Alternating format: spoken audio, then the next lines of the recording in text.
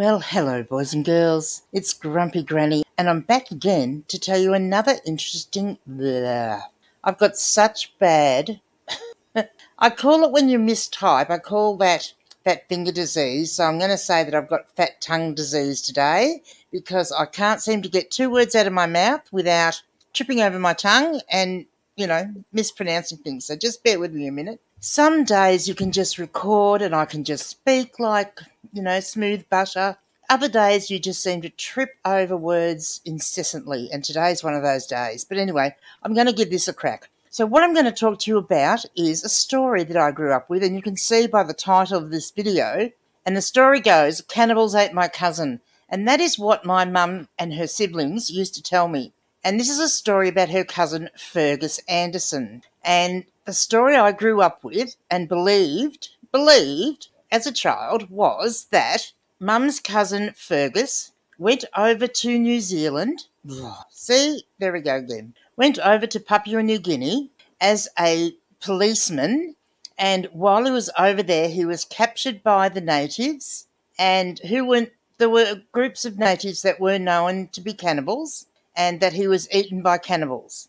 And that is what I grew up believing. Let me just say that I'm a genealogist. I am into genealogy, and I've done extensive family history research on my family. And, if I hadn't dug in as deep as I have, I probably would have gone on believing that there was some semblance to the truth of this. So this story it just goes to show, stories that get told in humour by family members could eventually become what people think of as the truth because they don't know any better or they can't find any information. Anyway, the story goes that, so he went out and he was eaten by a cannibal. That was what I grew up believing. So I'm going to tell you a little bit about Fergus, but we'll go back a little bit first. And this is just, what I'm showing you here is an advert that was put in the Australian newspapers. And because at this stage, this was in 1961 when he went over to Papua New Guinea, and at that stage they were actually under the administrative control of Australia. And so these adverts were put in the Australian newspapers, and the ad goes, the public service of Papua New Guinea, careers with a challenge for young men and women possessing initiative, imagination and courage. And there were positions for cadet patrol officers, cadet agricultural officers, cadet veterinary officers, cadet education officers, cadet forestry officer, cadet valuer, cooperative officer in training, clerk. So there were lots of positions, and both men and women were actually encouraged to apply for positions, although the women were not at that stage, being 1960s, when this ad was placed, women were not allowed to go out on patrol. Now, to be eligible, and I'm just going to bring up my document here, because I haven't blown that up big enough to read it properly, and, being blind, being old, I can't see that well anymore. I've got to find the right document now. I've got two open here. Right, so to be eligible, so these careers offer sound training, excellent salaries, interesting work and opportunities for advancement. Eligibility is for male British subjects, and in addition, you must be 18 years of age but under 24 years of age. So 18 to 24, this is to be a patrol officer. That's very young, really. In addition to placing those ads, which made it sound quite an exciting job to have. But in addition to that, this book here, Danger Patrol by Leslie Rees, which was, I'm just going to fix my light here and get a bit more light on the subject of me. In addition, this particular book, Danger Patrol by Leslie Rees, was actually on the school curriculum for a lot of Australian schools. So boys read this book and it sounded very, very adventurous to go over to Papua New Guinea and actually be a patrol officer. So it sounded actually quite exciting. So how did we end up having this person in our family? So I've told you the story of the Prentice sisters. Now this is one of the Prentice sisters. See, look, tripping over my tongue again. This is one of the Prentice sisters. This is This is Elizabeth Jane Prentice, and she married the, very distinguished looking chappie there in the middle with the moustache. And Elizabeth married Richard Simeon Lever, and he was actually a piano salesman and did very well. And he actually was selling pianos around Donaldson District when he met Elizabeth and married her. And then they moved to Ballarat, which is a bigger town. Now it's actually a city where they raised their family. So yeah, I thought I wanted to show this photo because it's pretty good with the little crooks that they're using as their bridesmaid things. And you'll actually, if you have a look in the background here, you can see Bertha, who's my great-grandmother, and Joseph, my great-grandfather. And yes, this is Elizabeth and Richard in the front here. And these are their two daughters. Ethel, they had 3 children, but this is the 2 daughters. So this is Ethel and Glenys. So Glenys is the older one, and Ethel is the one that's standing on the chair. And my mother remembers these girls, well, all of them, very well. And here they are again, Glenys and Ethel seated, because I used to come up and visit a lot, and Mum's family would go, as a child, would go down. The family was quite close, so they'd go down and visit a lot too. And as you can tell, they were reasonably well off. They were always very well dressed. And here they are a little bit older. That is Ethel at the back, standing up behind Glenys there. And here's a school photo of them with their brother Reginald. He was much younger than the girls. Now, I don't actually have photos. Well, look, I very likely do, but I haven't got them scanned into the computer that I could easily lay my hand on, today when I decided to do this story. And I also have 2 laptops that I have fried that I need to take the hard drives out of and plug them into the computer to reclaim a lot of this sort of stuff. So to cut a long story short, Ethel married Stanley Anderson, and they had 4 children in total. One died as an infant. And this is on the oldest was Fergus, which is the taller one that you can see here. So this is Fergus, the closest to me. And there I am showing you the book again. As an introduction. So in 1961, and this is some of the patrol officers when they've gotten over to Papua New Guinea. Now, I'm just going to read you. I will have to read a little bit of this because I haven't caught up on this story for a bit. So, as I said, I grew up thinking that my mum's cousin had been eaten by cannibals. And it took me many years to discover his true fate. And, when you hear a story like, yeah, my mum's cousin was eaten by cannibals, you kind of it's a bit of a spark of excitement when you're doing family history because you think, that's going to be a really famous, exciting, scandalous story. I'll be able to find details of that. And I searched newspapers like crazy and searched records trying to find his fate. And I asked a lot of questions and couldn't seem to find anything. Now, Fergus, but he was called Gus, was born on the 3rd of May 1939 in Burwood, Victoria, Australia. And eventually I got to the point where I knew that at the time he passed away, under whatever circumstances, in Papua New Guinea, that Papua New Guinea would have been under Australian administration, which they were until 1975. So I started scouring the newspapers and the state and national archives.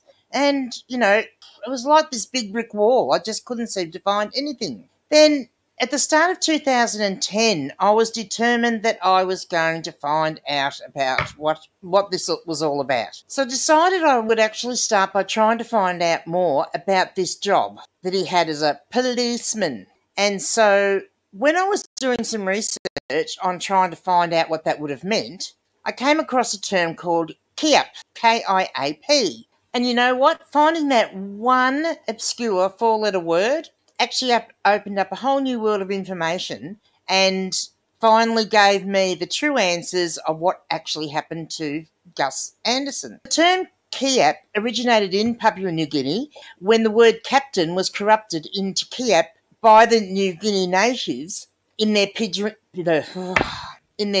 language. It was used in both Papua New Guinea by the patrolling officers from that Department of District Services and Native Affairs. So it actually became the common term that they use to describe the Australian patrol officers. So it is actually so Capitan is the German pronunciation of captain, and that's where it came from. Yeah, call it PNG, Papua New Guinea. So between 1949 and 1974, there were about 2,000 young Australian men who answered the call by the Australian government to become patrol officers in Papua New Guinea. The government was actually flooded by applications from ex-servicemen, long-term residents of Papua New Guinea, and boys who had grown up on adventure films and novels such as that Leslie Ree's Danger Patrol. The full title of that is Danger Patrol, A Young Patrol Officer's Adventures in New Guinea. And, it was all made sound very exciting. So young Gus decided to go over there. And Gus was actually only 22, so he was quite young. So my apologies for all the darkness earlier. I did still have the settings on for this morning, and there was a lot of natural light coming in the window next to me. But apparently at this time of the day I needed a bit more light. So Fergus, as I said, Gus, was only 22 when he went over there. And so the Kiaps worked independently and undertook a diverse range of roles. Some were official and some weren't. And so they actually worked as a kind of a cross between an ambassador, a policeman, a judge, an administrator, explorer, farmer, engineer and anthropologist. Like, they did everything. They were actually jacks of all trades. Each applicant had to submit character references to show they were of good character, and they had to show that they had the necessary health and physical fitness to survive the tropical climate of Papua New Guinea. Now, Gus was one of the applicants who made it through the rigorous selection process, and he actually completed his training at the Australian School of Pacific Administration in Sydney. Before graduating as patrol officers, cadets then spent months in the field supervised by veteran officers.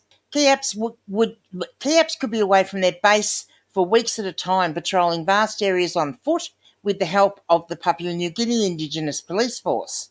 Now, it was their role to bring order and stability to what was then a largely lawless, primitive tribal land. Officially, a Kiap acted as a representative of all arms of the government in their particular area. So it was actually up to them to explore new territories, introduce law and order, and broker peace between the warring tribes.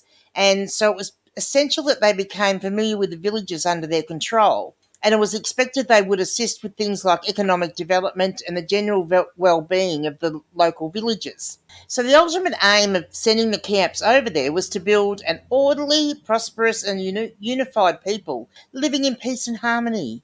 And the Kiaps were actually often the first European people that the indigenous population of Papua New Guinea had seen. And when we're talking about the ultimate aim was to build an orderly, prosperous and unified people living in peace and harmony. At that time, you have got warring tribes. You actually have tribes that were cannibals. And that is a well-established fact. Now, Philip Fitzpatrick wrote a book called Bamahuta Leaving Papua.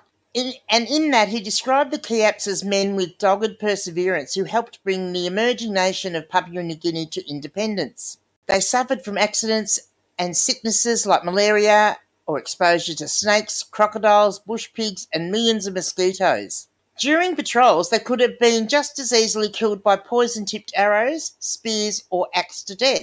So, even when I got this far in my research, I began to think, well, crikey, what happened to him? It could have been anything. Scrolling through the Kiaps' Roll of Honour, it showed just how treacherous the job was, with causes of death that included volcano eruption, murder, missing in action, aircraft crashes, drowning, boating accidents, attacks on patrols from natives, stabbed with bayonet, attacked with bows and arrows, and stabbed with bush knives. So it could be anything. And in Gus's case, he literally vanished, like his body vanished. So the whole story of him having been consumed by the natives could just as easily have been true. Jacob Secure wrote in the Papua New Guinea Sunday Chronicle that the Kiaps were an extraordinary group of young Australians who performed a remarkable service. Their adventurous spirit was matched only by their commitment to the well-being of the people of Papua New Guinea. They went where others feared to tread and did so without unnecessary bloodsheds or disruptions of the lives of the people, frequently to the detriment of their own health and well-being. He goes on to say that village by village, the Kiaps took Papua New Guinea from a state of constant fear and predation to one of free travel, cooperation and peace between long-standing tribal combatants. Fergus is pictured here with Lorraine Rigamoto, his girlfriend at the time, and there was some talk that she was actually a Papua New Guinea princess from one of the tribes. Now, I'm not entirely sure whether that's true or not yet, but, who knows? You never know what I'm going to find out in the future, eh? Now, in the early 60s, there was a massacre that happened called the Yabba Massacre, and 29 men, women and children were slaughtered by their tribal enemies. And that gives you an indication, again, of how dangerous the whole situation was. J.K. McCarthy, in his book Patrol into Yesterday, he talked about Yabba, which was a hamlet of less than 50 people who were neighbours to the group called the I'm going to get buggered up with all these names. The Manbanyi, who bore the Yabba no love. But the Manbanyi were too weak to deal with the Yabba themselves, so what they did was they actually got allies from other hamlets near the border. The 11 men concerned in this Yabba massacre made no attempt to escape when the district officer arrived to investigate and calmly admitted their part in it. But their reasons behind what they did were very vague. Apparently, from what people could gather, was that they went to the rival village, telling the villagers that the Kiap had sent them to do a census count, which actually wouldn't have been unusual. They lined them up to count them and then clubbed most of them to death. One fellow escaped and made his way to Kerama to tell the government, which was the government man. A patrol went out and they arrested the bad boys and brought them back to Kerama. And they actually fronted court in Moresby not long afterwards.